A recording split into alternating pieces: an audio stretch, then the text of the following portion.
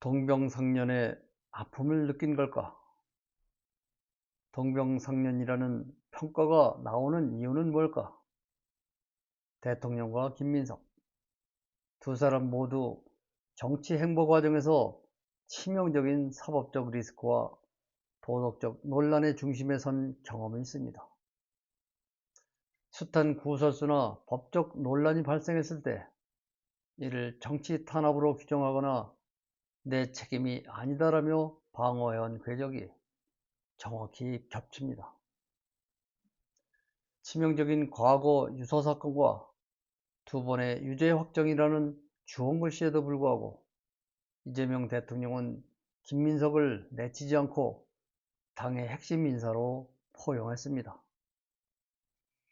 결국 비슷한 상처와 정치적 생존 방식을 공유한 두 사람의 연대가 지금의 결과를 만들었다는 것이 명확한 현실입니다. 레버리지 ETF는 내 책임이 아니다. 2026년 8월 당대표 토론에서 나온 이 한마디는 20년 전의 낡은 기억을 정확히 소환합니다. 자신이 직접 결제하고도 타인에게 책임을 돌리는 모습, 사람의 본질은 그리고 그가 걸어온 궤적은 결코 쉽게 변하지 않습니다. 오늘은 한 정치인이 짊어진 20년의 주홍글씨와 그가 살아남은 방식을 들여다보고자 합니다. 제3차 민주당 당대표 TV 토론에서 정청래 대표가 묻습니다. 단일 종목 레버리지 ETF는 김민석 총리가 총리 시절 4월 국무회에서 통과시키지 않았습니까? 이에 대한 김민석 후보의 답변은 놀랍도록 단호했습니다. 원래 이재명 대통령이 주재하여 처리하는 것인데 해외 순방을 가시는 바람에 제가 대행으로 주재하여 서면 통과시킨 일입니다. 사과도 여러 번 했습니다.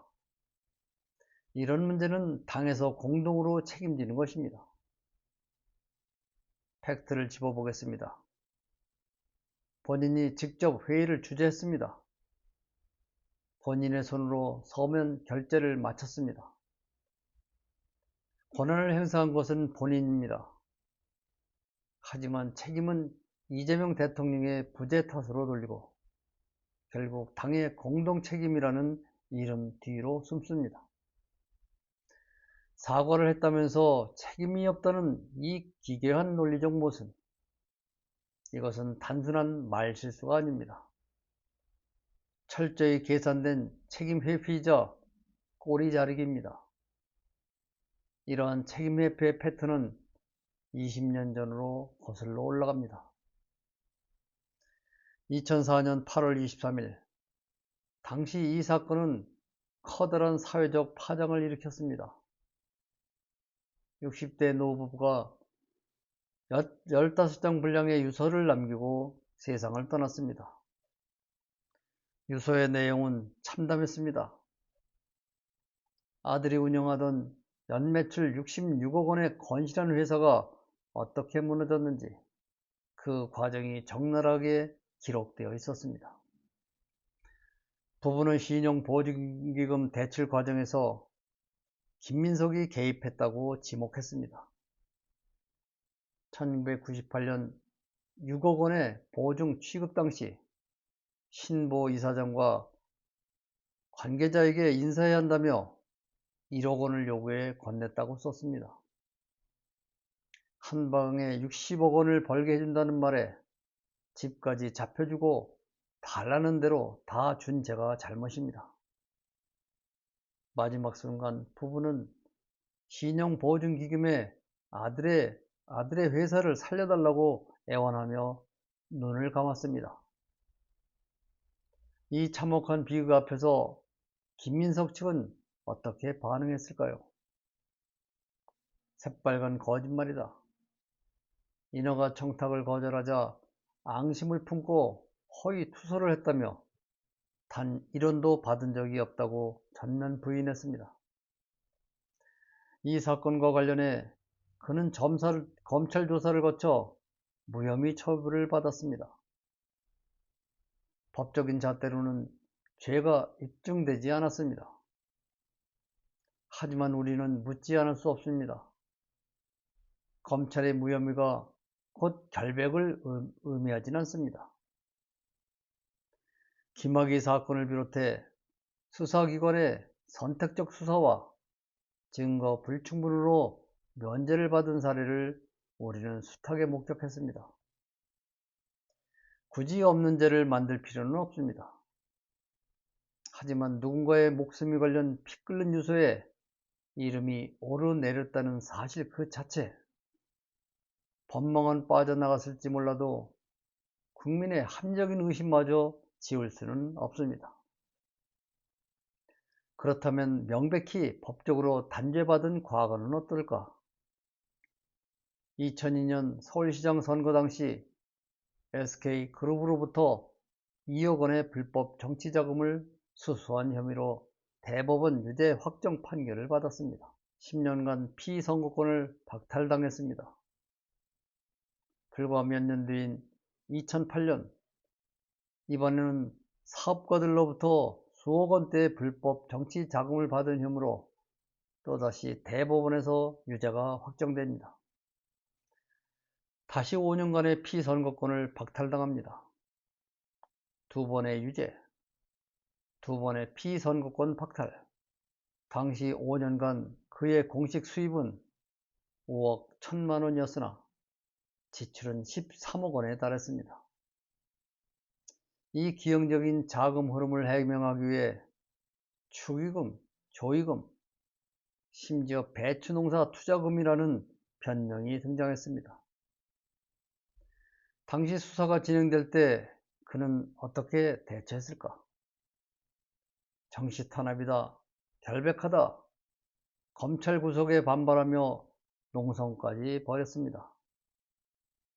하지만 대한민국 사법부는 두 번 모두 그가 불법 자금을 받은 범죄자라고 확정했습니다. 과거 불법 자금 수사 앞에서는 정치 탄압을 외쳤습니다. 노 부부의 유서 앞에서는 새빨간 거짓말이라고 선을 그었습니다. 그리고 2026년 오늘 자신이 서명한 국무회의 결재 앞에서는 내 책임이 아니라고 말합니다. 더 나아가 이제는 대한민국을 전체주의로 이끌어 가려 합니다. 사안에 대한 다양한 생각과 사고를 허용하지 않고 사고하지 말고 둘 중 하나만 선택하라고 강요하는 방식은 명백한 전체주의 사고입니다.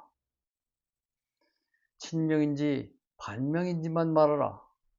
이제는 묻지도 따지도 말라는 이처럼 노골적인 전체주의 프레임을 당당하게 내세우는 김민석.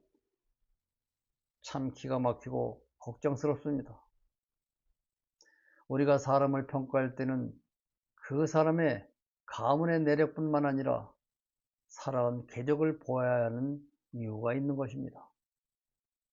20년 전에 새겨진 짙은 주홍글씨, 치명적인 오점과 논란을 안고도 기어이 다시 권력의 중심에 선 그의 모습은 그가 얼마나 무서운 집념으로 절치부심하며 살아왔는지를 적나라하게 보여줍니다. 하지만 권력을 향한 생존 본능이 공직자의 자격을 담보하지는 않습니다. 공직은 무한한 권한을 누리는 자리가 아니라 결과에 대해 무한한 책임을 지는 자리입니다. 끊임없이 돈 문제로 구설수에 오르고 불리할 때는 남을 탓하며 책임을 회피하는 인물. 국가의 중대사를 결정하고 막중한 권한을 행사할 자격이 과연 그에게 있는지 묻지 않을 수 없습니다. 진실은 덮는다고 사라지지 않으며 한 사람의 궤적은 그 사람의 미래를 비추는 가장 정확한 거울입니다. 오늘은 여기서 마칩니다. 고맙습니다.